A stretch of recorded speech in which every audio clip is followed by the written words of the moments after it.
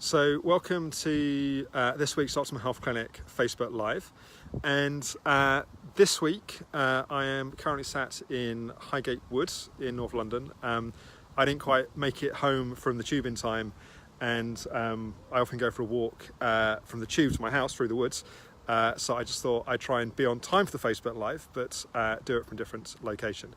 But it's also related to what I wanted to cover in this week's video, which is about looking at the state of mind or state of body that we're in, and how that impacts our perspective and our outlook. And as I was traveling home and as I was thinking about this, I just come back last week from a week on holiday in France with my wife and kids. I hope this wind, by the way, is not too much.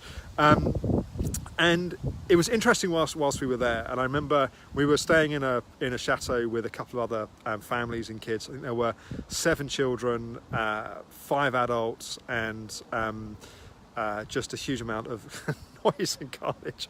And I remember saying to my wife 4 or 5 days into this holiday, saying, "Oh my God, it doesn't feel like much of a holiday." We were kind of up talking and kind of hanging out till kind of 1 in the morning, and then baby would wake up at 6:30 in the morning. We were getting like 5-6 hours sleep a night.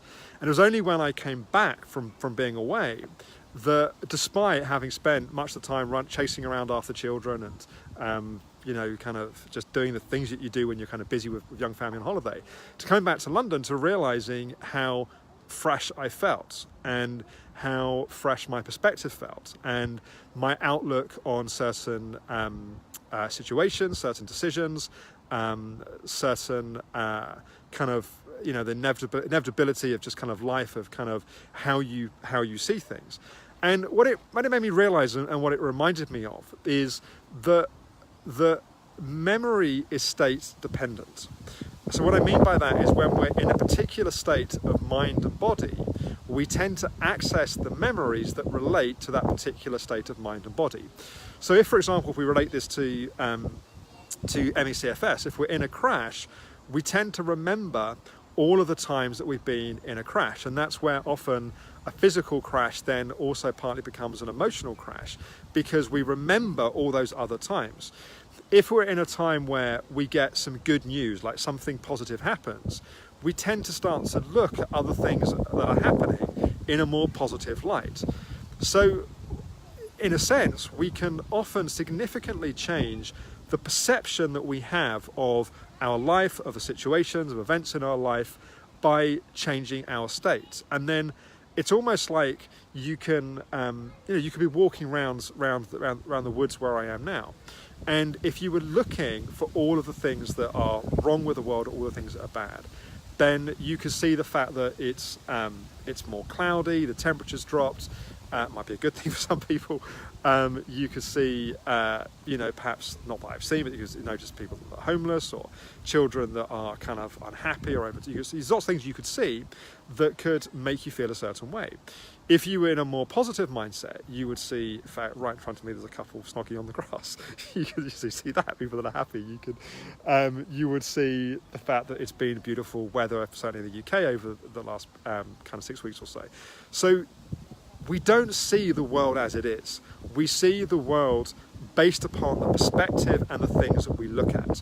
Another way of looking at this is, the exercise is, you could look around the room right now and look for all the things that are red. So everything that's red, I want you to notice and remember, and we're going to test this in a minute. So look for all the things that are red. So close your eyes. Now I want to tell you to tell me, or say inside of your own mind, all the things that are blue. The challenge is, if you look for all the things that are red, it's hard to then remember and see the things that are blue. So how does this then relate to the recovery path? So the question is, what can we do that helps change our state? If we can change our state, we can then change our perspective. One of the pieces, if you think about, I've done previous videos about types of tiredness. Think about the 4 types of tiredness, one of which is environmental tiredness. If we spend a lot of time in the same environment with the same people, with the same sounds, the same smells, the same things to look at, then we get a certain perspective and a certain mindset which may well be cultivated in that. And then we just start to see the world consistently through that lens. If we can change that perspective, and that may be as simple as changing environments. If for some people that we've worked with, it can be as simple as, for a period of time, moving bedrooms in the house. It can be as simple as, if there are certain TV shows you consistently watch, stopping watching those and watching some inspirational movies instead. It could be, if you're further down the recovery path, it could be starting to go for a walk, if you're able to do that a certain amount of time in nature. But anything that we can do that can, if it's something small and simple, then great. If it can be more significant, that can be more impactful. But changing environment, or changing our physical state, or changing the things that we look for, then starts to more fundamentally change our broader perspective on the life circumstances, the life situation that we're in. So to track that a bit more, let's say that there's a belief system around the potential to recover. And let's say that you've seen gradual, modest change over time, but you haven't yet had a more fundamental, a more significant shift to something that you've done. So, and let's say that you've, over the kind of previous kind of few months or few years, you've kind of shaped a mindset that, full recovery may not be possible, and it's difficult and things don't change.